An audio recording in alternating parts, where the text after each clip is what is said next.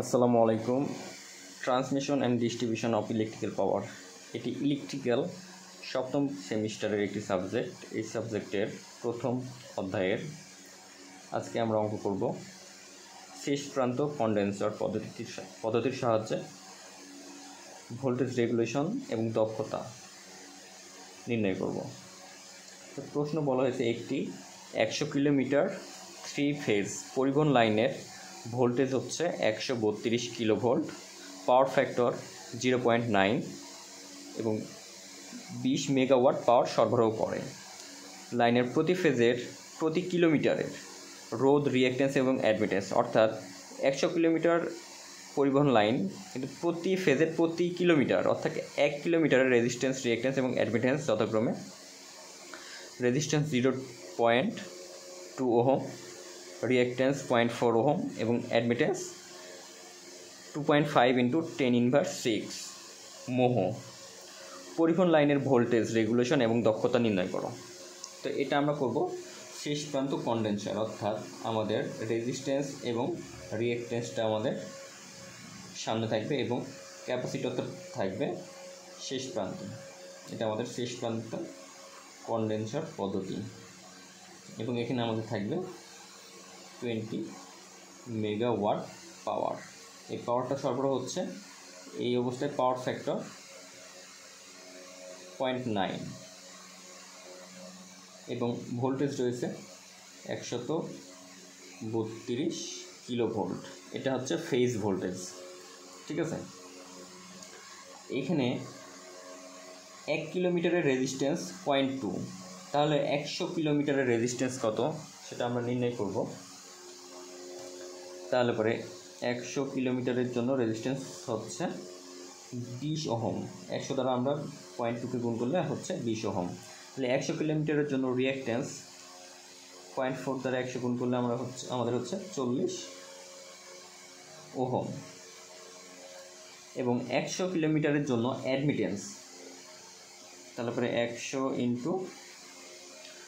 2.5 × 10⁻⁶, তাহলে আমাদের হচ্ছে অ্যাডমিটেন্সকে আমরা এ দ্বারা প্রকাশ করি, এ ইকুয়াল টু অ্যাডমিটেন্সকে আমরা বি দ্বারা প্রকাশ করি। তাহলে বি ইকুয়াল টু হচ্ছে আমাদের বি ইকুয়াল টু 2.5 × 10⁻⁴, ঠিক আছে। এটা ইমাজিনারি মান, এর আগে জে বসাতে হয়। আচ্ছা, তো আমরা এখন অঙ্ক করতে প্রথমে আমাদের যে জিনিসটা লাগবে সেটা হচ্ছে শেষ প্রান্তের রিসিভিং প্রান্তের কারেন্ট।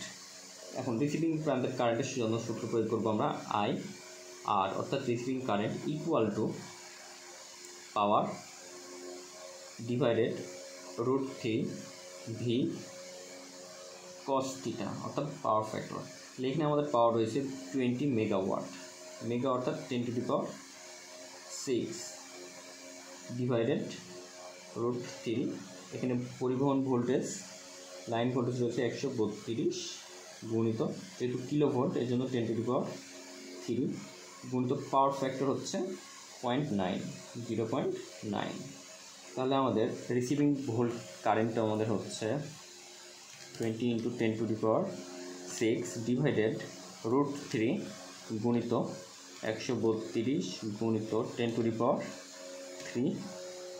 গুণিত 0.9, তাহলে আমাদের হচ্ছে 97.19 অ্যাম্পিয়ার।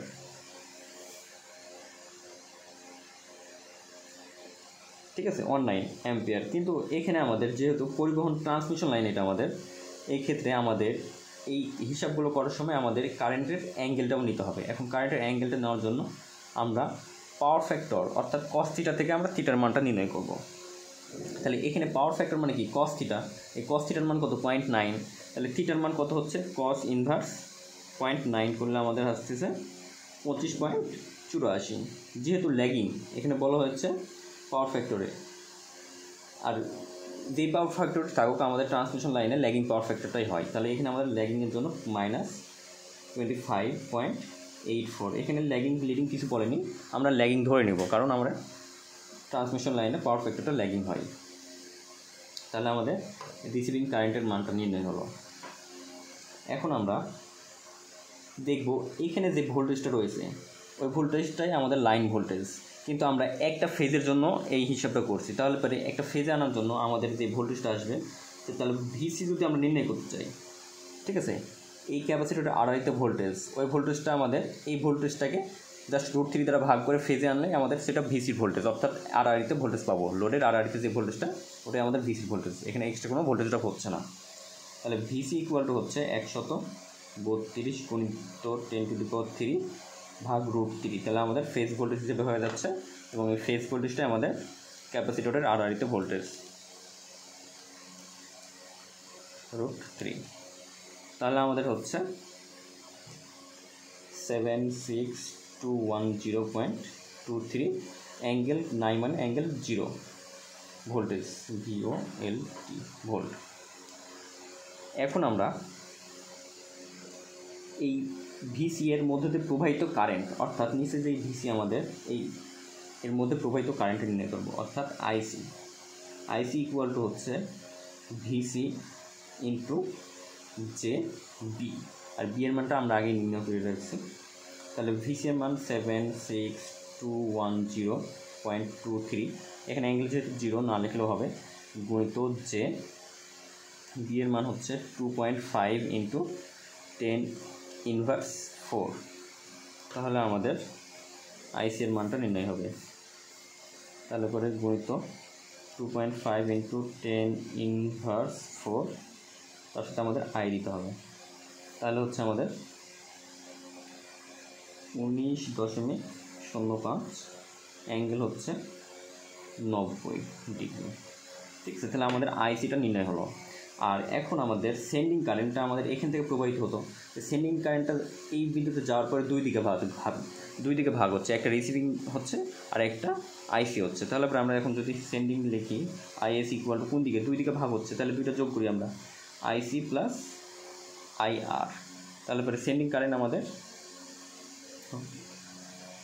19.05 অ্যাঙ্গেল 90 যোগ আয়ের এর মান হচ্ছে 97.19 অ্যাঙ্গেল -25.84।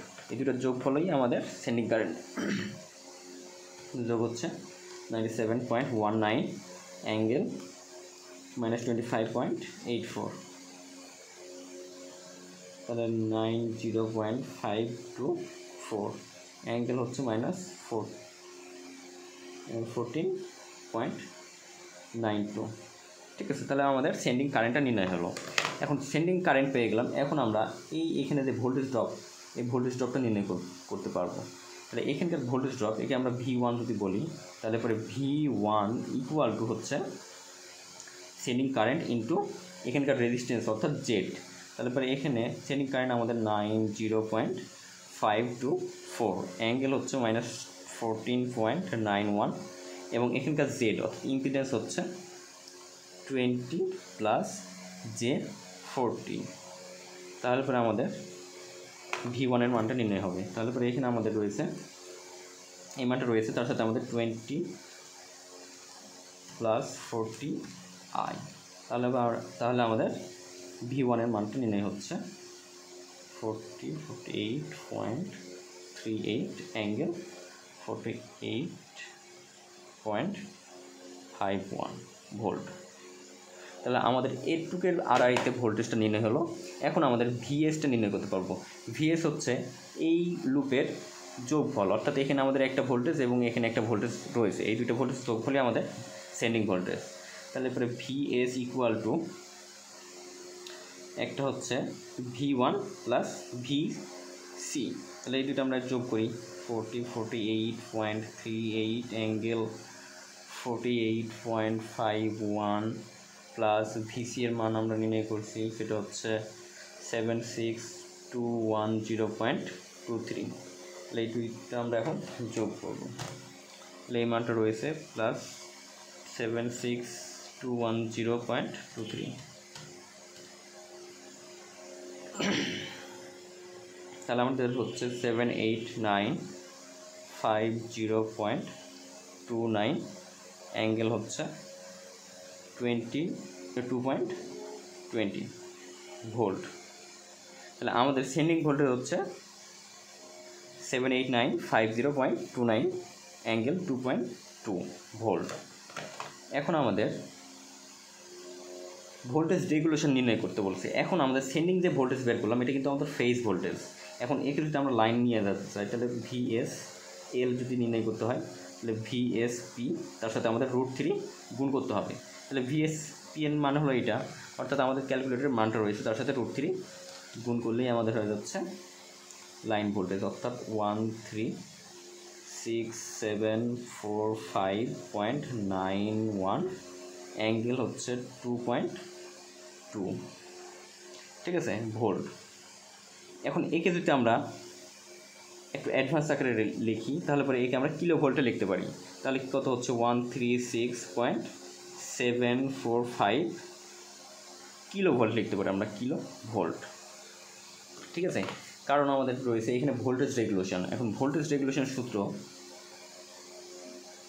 VR, ঠিক আছে, পার্সেন্টেজ যে প্রকাশ করতে হয় পার্সেন্টেজ VR, অর্থাৎ এটা আমাদের ক নম্বরের percentage VR equal to know load volt, sorry এখানে হলো sending voltage VS minus VR divided VR গুণিত 100। তাহলে এখানে আমাদের সেন্ডিং ভোল্টেজ বের করলাম আমরা 136.74 মাইনাস হচ্ছে রিসিভিং ভোল্টেজ আমাদের কত kilowatt, 132 kilowatt, sorry kilo volt, ভাগ হচ্ছে 132, যেহেতু রিসিভিং ভোল্টেজ তার সাথে গুণিত 100। তাহলে আমাদের ভোল্টেজ রেগুলেশনটা বের হয়ে যাবে 136.74 মাইনাস 136.74 মাইনাস 132 ডিভাইডেড 132 গুণিত 100।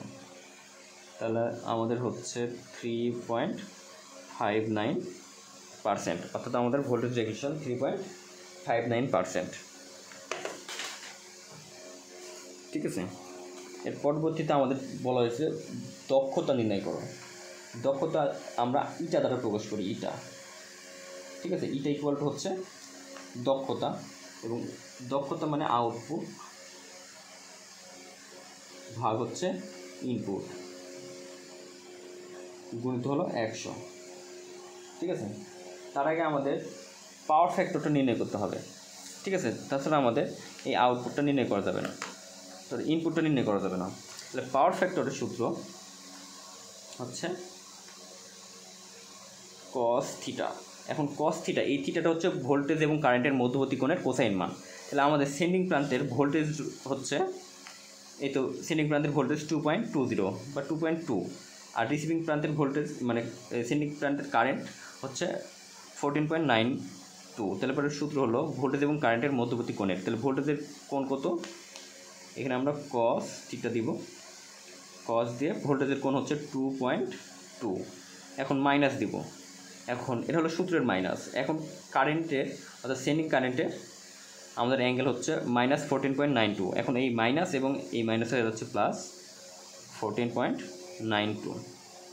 তাহলে এটা আমরা ক্যালকুলেট করলে কস 2.2 প্লাস 14.92, তাহলে আমাদের পাওয়ার ফ্যাক্টর বের হচ্ছে 0.95, ঠিক আছে।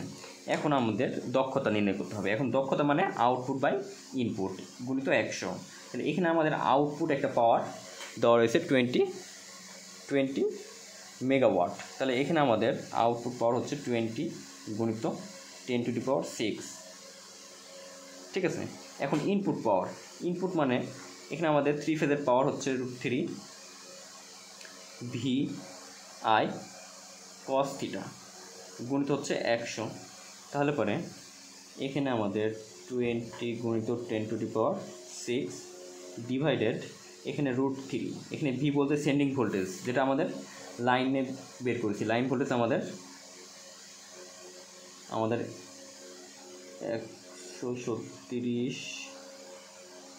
136,745.9 গুণিত কারেন্ট হচ্ছে আমাদের সেন্ডিং কারেন্ট 90.525 4 গুণিত পাওয়ার ফ্যাক্টরের মান 0.95, তার সাথে গুণিত হলো 100। শতকরাতে আমরা ভোল্টেজ রেগুলেশনটা প্রকাশ করবো তাই। তাহলে আমাদের কি হচ্ছে 20 গুণিত 10⁶ ডিভাইডেড √3 গুণিত 136,745.9 ইন্টু 90.524 ইন্টু 0.95, তার সাথে গুণিত হবে 20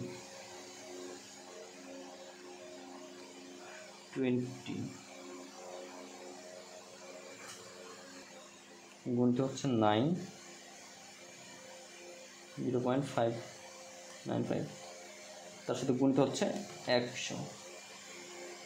তাহলে আমাদের পাওয়ার ফ্যাক্টর দক্ষতা বের হলো 98.19%। এটাই আমাদের উত্তর।